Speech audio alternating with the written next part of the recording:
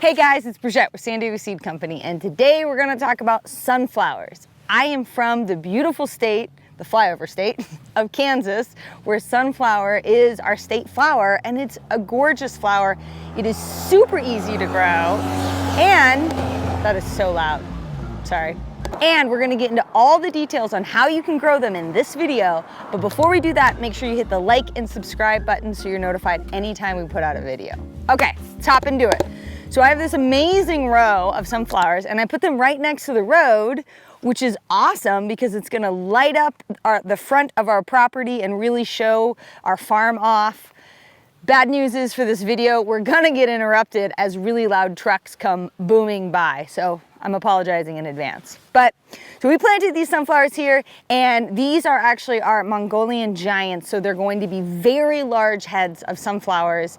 And there's a couple things to know about the types of sunflowers. So sunflowers typically grow either in a single stem, like you see here, one stem, one large flower, and then there's branching sunflowers. Now they're both awesome and they serve kind of different purposes. A large head sunflower on a single stem is great, and it's typically gonna be full of lots of seeds and have a very large bloom. Not so great if you are trying to cut the flowers for like, floral arrangements, because the head is so big, it'll knock over the vase.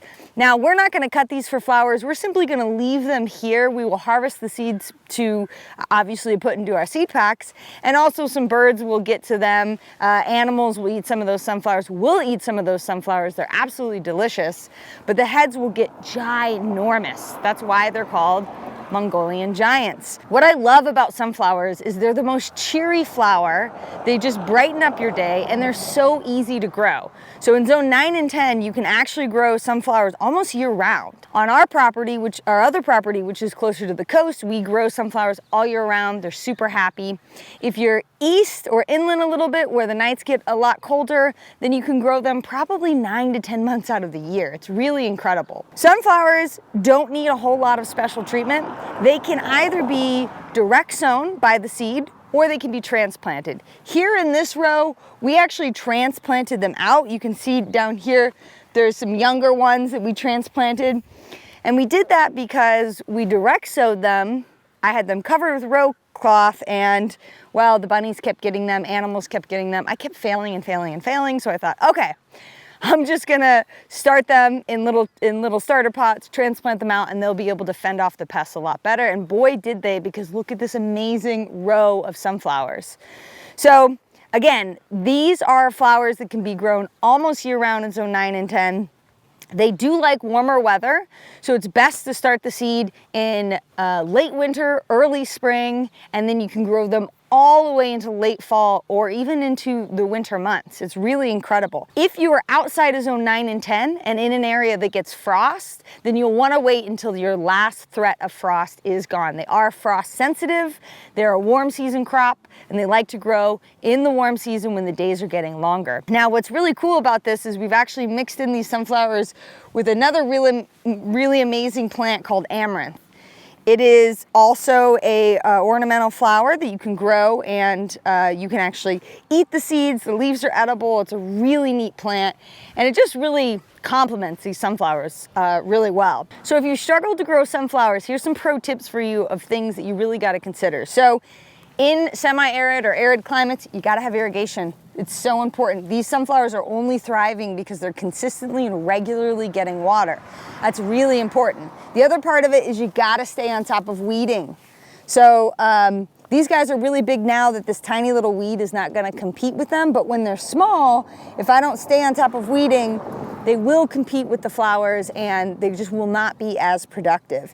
The other thing is if you're in a dry area, you really wanna make sure you add compost and or manure to your soil to really hold in moisture. We have Bermuda-free horse manure in here, which really holds in a lot of moisture, which is key because our farm is in a very hot, dry part of California.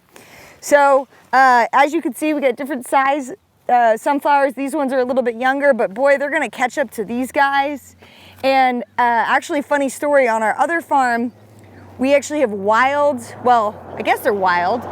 They're parrots that popular cultural legend has that they like escaped from the zoo.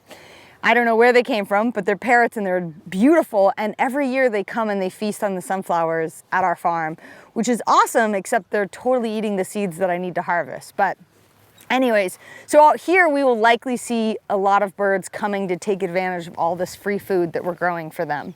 Now, another neat thing to know about sunflowers is they are heliotropic. What that means is their heads are going to follow the sun. So if we look here, we've got this head and it is directly facing the sun. I can't look into the sun, too bright. Here's some information. That's hilarious. It's directly facing into the sun, and as the sun moves over our head, this head will also move and follow the sunlight. That's what heliotropic means. So keep that in mind if you plant them in your garden and you face them a direction that is not towards you.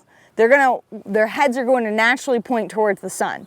So don't make the mistake of having it point away from you and then you don't get to see the beautiful flowers. So these guys will probably open, and they probably have a good 3 more weeks before these sunflowers open, and it's just really going to be a beautiful view that we have right on the road here. So if you haven't grown sunflowers before, please do. They're one of the easiest flowers to grow. You will get copious amounts of seed that you can share, you can eat, you can give to your animals. There's so many uses for it, and they really will just light up your garden and make a really big difference also by attracting pollinators and bees and just making your garden diverse and beautiful.